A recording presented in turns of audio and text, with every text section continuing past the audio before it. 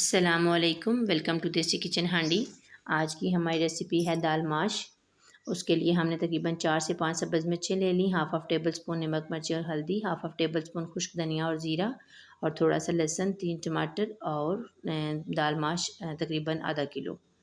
تو سب سے پہلے ہم نے تھوڑا پانی تیز گرم کر لیا ہے۔ اب ہم اس کے اندر دال ماش شامل کریں گے اور پھر اس کے جب تک یہ ابلتی نہیں ہے تب تک اس کا ویٹ کریں گے۔ جب یہ ابلنا شروع ہو جائے اس کے بعد اس کی لو فلیم کر کے اس کو تقریباً 5 سے 6 منٹ کے لیے چھوڑ دیں گے۔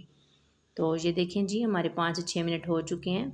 اب ہم اس کو چیک کرتے ہیں۔ یہ دیکھیں دال بہت اچھے سے گل کے فارغ ہو گئی ہے۔ یہ دیکھیں بہت اچھے سے دال ہماری نرم ہو گئی ہے۔ تو اب ہم جو ہے وہ دال کو الگ اور پانی اس کا جو ہے وہ الگ برتن میں رکھ لیں گے۔ یہ دیکھیں دال ہم نے الگ اور پانی ہم نے الگ برتن میں رکھ لیا۔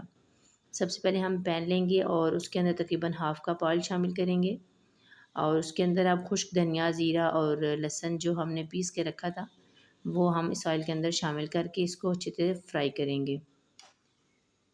تو یہ دیکھیں جی ہم نے اس کے اندر شامل کر دیا۔ اب ہم اس کو اچھے طریقے سے فرائی کریں گے۔ یہ فرائی ہو چکا ہے۔ اب ہم اس کے اندر ٹماٹر شامل کریں گے اور سبز مرچ۔ ہمارے پاس فریز ہوئے ٹماٹر تھے تو ہم نے وہی ڈال لیے۔ اگر آپ کے پاس اگر دوسری طرح ہیں تو آپ ان کو کاٹ کے بھی ڈال سکتے ہیں۔ سبز مرچیں بھی ہم نے کاٹ کے رکھ لیں، اور اب ہم اس کو اچھے طریقے سے مکس کریں گے۔ تو یہ اچھے طریقے سے مکس ہو چکا ہے۔ اب ہم اس کے اندر نمک مرچیں ہلدی شامل کر دیں گے اور اس کو اچھی طرح سے بھون لیں گے۔ جب تک مسالہ تیار نہیں ہوتا ہم اس کو اچھے طریقے سے بھونیں گے۔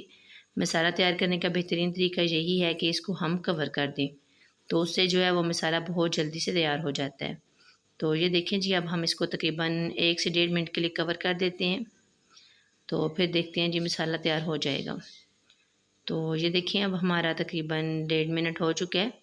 ہم اس کو چیک کر لیتے ہیں۔ یہ دیکھیں جی بہت اچھی خوشبو آ رہی ہے، مسالہ ہمارا بہت اچھی طرح سے تیار ہو چکا ہے۔ تو اب ہم نے اس کے اندر دال شامل کرنی ہے، تو اس کے لیے سب سے پہلے ہم اس کے اندر تھوڑا سا پانی شامل کر لیں گے۔ ڈائریکٹ مسالے بھون کے اس کے اندر دال نہیں شامل کریں کہ وہ پھر اچھی طریقے سے بنتی نہیں ہے۔ یہ دیکھیں بہت اچھی طرح سے مسالہ بن چکا ہے اور گھی بالکل جو ہے الگ ہو گیا ہے۔ اب ہم اس کے اندر جو ہے وہ ابلی ہوئی دال کا جو ہے پانی وہ ہم اس کے اندر تھوڑا سا شامل کریں گے۔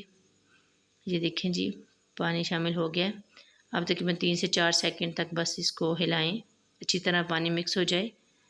تو یہ دیکھیں جی بہت اچھی طرح سے مسالہ جو ہے وہ بن گیا۔ اب ہم اس کے اندر دال شامل کر دیں گے۔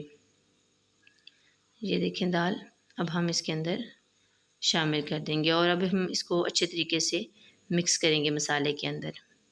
تقریباً 1 سے 1.5 منٹ تک ہم اس کی اچھی طرح بھنائی کر دیں گے۔ یہ دیکھیں یہ بہت اچھی طرح سے مکس کریں گے ہم اس کو، تو ہو گیا۔ اب ہم اس کو تقریباً 1.5 منٹ کے لیے کور کر دیں گے۔ تو یہ دیکھیں جی ہمارا تقریباً 1.5 منٹ ہو چکا ہے۔ اب ہم اس کو چیک کرتے ہیں۔